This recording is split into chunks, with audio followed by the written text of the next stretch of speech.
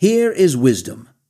Let him that hath understanding count the number of the beast, for it is the number of a man, and his number is 666.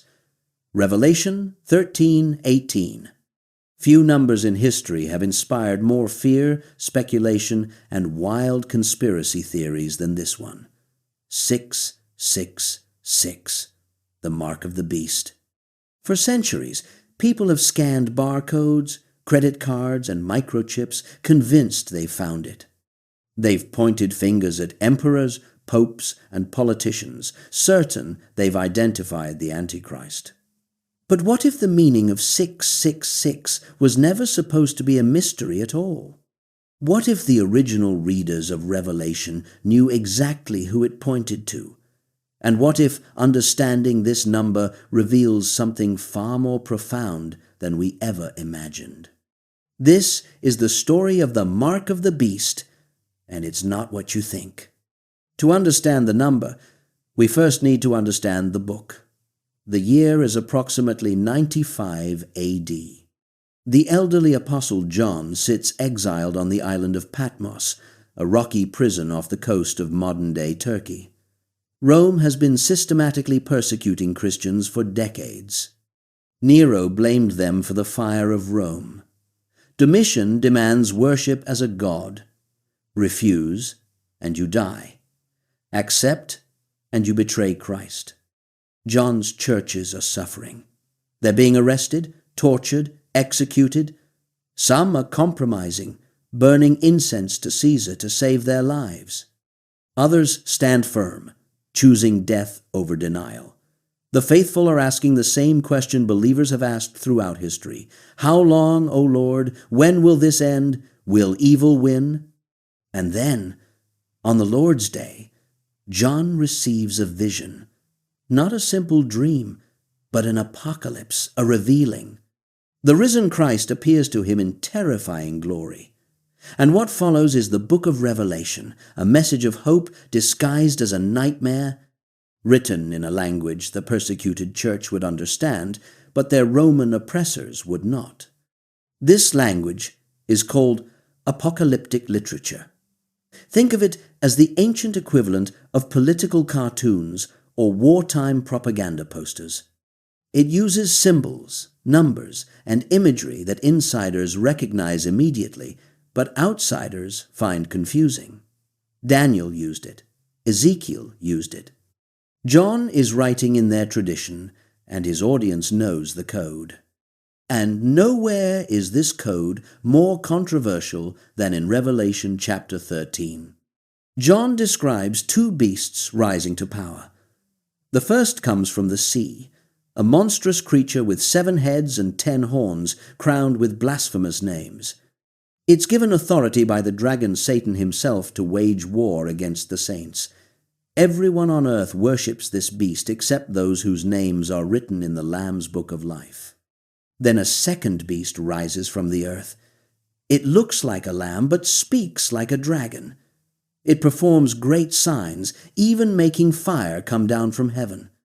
It deceives the inhabitants of the earth, commanding them to make an image of the first beast and worship it. Those who refuse are killed. And here's where it gets truly sinister. The second beast forces everyone, small and great, rich and poor, free and slave, to receive a mark on their right hand or forehead. Without this mark, you cannot buy or sell. You're cut off from the economy, unable to feed your family, unable to survive. The mark is either the name of the beast or the number of its name. And then John gives us the clue. Here is wisdom.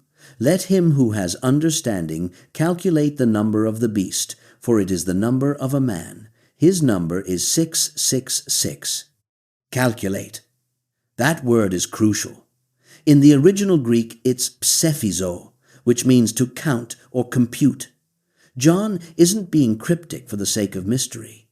He's giving his readers a puzzle they're meant to solve. And here's the thing: they did solve it, almost immediately. The key lies in an ancient practice called gematria. In the ancient world, letters doubled as numbers. Hebrew, Greek, and Latin all used their alphabets as numbering systems. Aleph was 1, Beth was 2, and so on. This meant every word and every name had a numerical value. Add up the letters, and you get a number. Jews and early Christians used gematria regularly. Graffiti in Pompeii reads, "I love her whose number is 545. Ancient rabbis found hidden meanings in Scripture by calculating numerical values. It was a common practice, a kind of wordplay that would have been second nature to John's readers. So when John says, "Calculate the number of the beast, for it is the number of a man," he's inviting them to use gematria. He's telling them to take a name, add up its letters, and see if it equals 666. And there's one name that fits perfectly, a name that would have sent chills down the spine of every Christian in the Roman Empire. Nero Caesar. In Hebrew, which John and many early Christians spoke, Nero Caesar is written as Nero Caesar. Let's do the math. Nun equals 50, Resh equals 200, Vav equals 6, Nun equals 50 again, Kof equals 100, Samek equals 60, Resh equals 200 again. Add them up. 50 plus 200 plus 6 plus 50 plus 100 plus 60 plus 200 equals 666. The number of the beast is Nero Caesar. But wait, you might say Nero died in 68 AD, nearly 30 years before John wrote Revelation. How could he be the beast? Here's where history gets fascinating and deeply strange. Nero's death was sudden and controversial. He fled Rome as the Senate declared him a public enemy, and he committed suicide by stabbing himself in the throat. But his body was cremated quickly, and rumors immediately began to spread. Some claimed he wasn't really dead. Others said he'd escaped to Parthia, Rome's great enemy in the east, and would return with an army to reclaim his throne. This became known as the Nero Redivivus legend, Nero Reborn. For decades after his death, impostors claiming to be Nero appeared throughout the empire, gathering followers and causing panic. The fear that Nero would return became so widespread that even Roman historians documented it. Now look at Revelation 13 again. John describes the beast as having a mortal wound that was healed. One of its heads seemed to have a mortal wound, but its mortal wound was healed, and the whole earth marveled as they followed the beast. A head that was wounded to death, but lives again. Nero, the emperor who died, but whose legacy refused to die, whose specter haunted the empire, whose persecution of Christians made him the embodiment of satanic evil. John isn't predicting a future Antichrist. He's describing a present horror in coded language. Nero represents the first beast, the state power that demands worship and kills dissenters. The second beast, the one from the earth that makes people worship the first beast's image, represents the imperial cult, the priests and officials who enforced emperor worship throughout the provinces. And the mark? In the Roman Empire, you needed certification that you'd offered sacrifice to Caesar to participate in trade guilds, conduct business, even buy food in certain markets. Christians who refused to worship the emperor were economically strangled, unable to buy or sell without compromising their faith. The mark on the right hand or forehead echoes the Shema, the Jewish prayer that commands God's words to be bound on the hand and forehead. Rome's mark is a grotesque counterfeit of covenant faithfulness, forcing people to choose between Caesar and Christ. But here's where it gets even deeper. The number 666 isn't just about Nero. It's about falling short of perfection.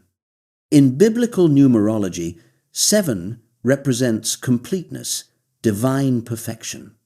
God created the world in 7 days. 7 is the number of the covenant, of wholeness, of the sacred. 6 falls short. 6 is incomplete, imperfect, human. And 666, that's humanity trying to be God and failing spectacularly again and again and again. The beast claims divine authority. It demands worship. It presents itself as ultimate power.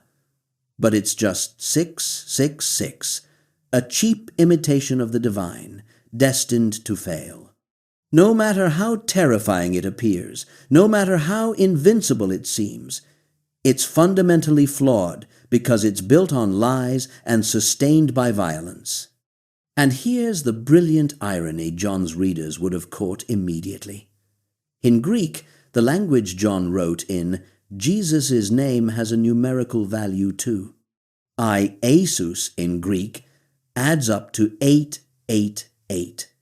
8 is the number of new creation, resurrection, the day beyond the 7th day when God makes all things new. Jesus isn't 666, falling short. He's 888, exceeding perfection, inaugurating the new creation through his resurrection. The beast is 666, humanity's failed attempt at divinity. Jesus is 888, God's perfect rescue of humanity.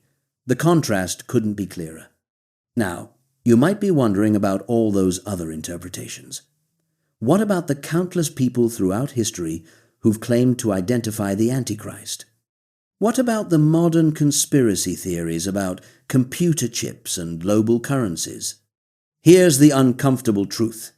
Almost every generation of Christians has been convinced they were living in the end times and that the Antichrist was walking among them. Reformers calculated the number and identified the Pope. Others pointed to Napoleon, Hitler, and Stalin. In recent decades, people have found 666 in barcodes, credit cards, the internet, and vaccination records. Some have even added up the names of contemporary politicians and announced them as the fulfillment of prophecy.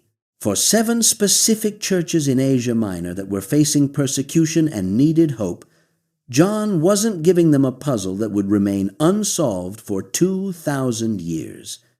He was giving them a message they could understand. Rome looks invincible, but it's just another beast marked by 666. It will fall. Christ, marked by 888, has already won. Does this mean Revelation has nothing to say to us today? Absolutely not, but we misunderstand it when we treat it like a newspaper written in advance about microchips and one-world governments. Revelation is a pattern, not a prediction. It reveals the recurring pattern of history. Empires rise, demand absolute allegiance, persecute the faithful, and inevitably crumble. Whether it's Rome or any other power that sets itself up as God, the pattern is the same. The mark of the beast isn't about technology. It's about worship. It's about what you give your ultimate allegiance to. It's about whether you'll compromise your faith to participate in an unjust system, whether you'll worship the state, the economy, your nation, or your success, or whether you'll worship Christ alone, even when it costs you everything. Every age has its own beasts, its own systems that demand compromise, and its own marks without which you cannot fully participate in society. For John's readers, it was literally burning incense to Caesar. For believers in other times and places, it's been different forms of coerced loyalty and different tests of faithfulness. The question Revelation asks isn't, have you figured out the secret meaning of 666? The question is, when the beast demands your worship, when the system pressures you to compromise, when faithfulness costs you economically, socially, or physically, will you remain faithful to the Lamb? Because here's what John wants his readers to know, then and now. The beasts look terrifying. They seem invincible. They kill the faithful.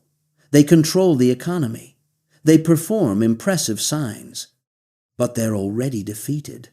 The Lamb who was slain is on the throne. The dragon has been cast down. The victory is already won. The original readers of Revelation weren't meant to be terrified by 666. They were meant to be comforted. Yes, Nero was monstrous. Yes, Rome was powerful. Yes, the persecution was real and deadly. But Nero was just a man, and his number proved it. 666, human, mortal, limited, already defeated by the one whose number is 888. The early Christians who first heard Revelation read in their assemblies didn't panic about the mark of the beast. They sang hymns and went to their deaths praising the Lamb. They understood what John was telling them. Rome's power is temporary. Caesar is not God. The beast cannot win because the Lamb has already conquered through his death and resurrection. And that's the message for us too. Whatever beast rises in our generation, whatever system demands our ultimate allegiance, whatever mark is required to participate in the empire of the age, it's still just 666. It will fall. It will fade. It will be exposed as the counterfeit it always was. Christ is 888, the eternal victor, the one who makes all things new. And in him, even when we cannot buy or sell, even when we're excluded and persecuted, even when we face death itself, we've already won. The mark of the beast was never meant to terrify you into obsessively scanning technology for hidden numbers. It was meant to steel you for faithfulness. It was meant to remind you that empires rise and fall, but the kingdom of God endures forever. It was meant to give you courage to resist the pressure to compromise, to worship only the Lamb, and to trust that even if faithfulness costs you everything in this age, you've already inherited everything in the age to come. So when you hear someone claim they've decoded 666 and identified the Antichrist, ask yourself, would this interpretation have made sense to a persecuted Christian in 95 AD? Would they have been comforted and strengthened by this message? Or are we making Revelation about us instead of letting it speak to its original audience first, and then to us through them? The number of the beast is not a mystery. It's Nero Caesar and every tyrant who follows his pattern. It's the recurring nightmare of a human empire pretending to be divine. And it's already been defeated by the Lamb who was slain before the foundation of the world. The question isn't whether you can calculate 666. The question is whether you'll worship the beast or the Lamb when the cost of faithfulness becomes clear. The question is whether you'll compromise for comfort or stand firm in hope. The question is whether you'll trust that 888 has already triumphed over 666, that resurrection has already defeated death, and that the Lamb's victory is more real than the beast's terror. Revelation doesn't end with the mark of the beast. It ends with the marriage supper of the Lamb, with New Jerusalem descending from heaven, with God dwelling among his people, with every tear wiped away, and with death itself thrown into the lake of fire. It ends with victory, healing, restoration, and eternal joy. That's the message. That's the hope. That's what the number 666 was always meant to point us toward. Not paranoia about the future, but courage for the present. Not fear of empires, but confidence in Christ. Not calculations about microchips, but faithfulness in worship. The beast has a number, 666. Humanity reaching for divinity and falling short. The Lamb has a number, 888, divinity reaching for humanity and making us whole. The choice has always been clear. The outcome has always been certain. So will you take the mark of the beast? Or will you bear the name of the Lamb on your forehead, no matter the cost? Because that's what this has always been about. Not decoding prophecy, but deciding who you'll worship when everything is on the line. The original readers of Revelation made their choice. They chose faithfulness over compromise, the Lamb over the beast, and eternity over empire. Many of them paid with their lives. But they understood something we often forget. The beast can kill the body, but it cannot touch the soul. It can take everything in this world, but it cannot steal your inheritance in the world to come. This is the meaning of 666. This is the message of the mark, and this is the challenge Revelation lays before every generation. When the beast demands your worship, will you remain faithful to the Lamb?